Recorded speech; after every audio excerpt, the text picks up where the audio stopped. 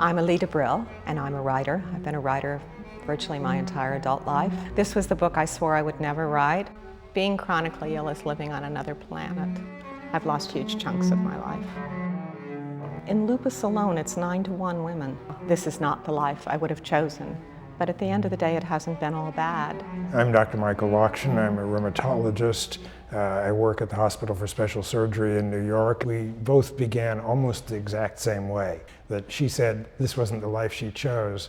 And in fact, I said that I hadn't planned to be a rheumatologist. Part of this book is written for the parents of girls and young women who are awakening to the life that I've lived.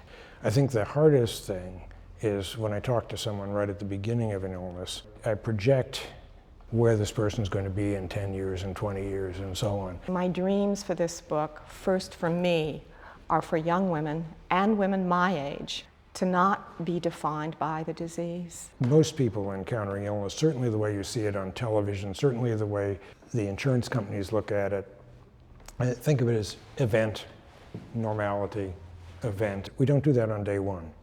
There's a dialogue that has to happen. The person is much more important than the illness. I had a job that I liked very much, and eventually I was invited to leave. In a sense, I don't blame them. One of the single biggest issues is pain. And how do you keep a smile on your face and keep functioning when you hurt all over and can barely move? People with these illnesses can't shake hands because it hurts a great deal. My marriage that I write about, I believe broke up because I was a lunatic. People get married for better or worse unless you have a chronic illness, in which case it's only for better. And the very last letter my husband ever wrote me, he said, husbands are supposed to help, they're supposed to take care, and they're supposed to heal. And I can't, and I'm just all healed out with you. Most relationships break apart. Everything that you think of as a normal life is difficult to maintain. The thing I remember is he came out to get me. He didn't send someone else. He came out. He was young, we were young, and I thought, oh, he's young. You know, he's like a brother. I still think it's important that we meet as people, not as supplicant and savior.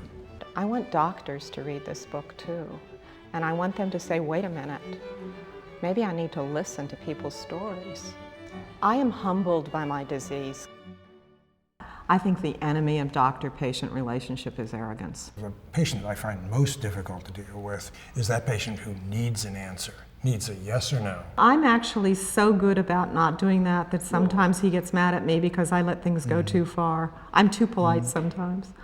I dance at the river's edge.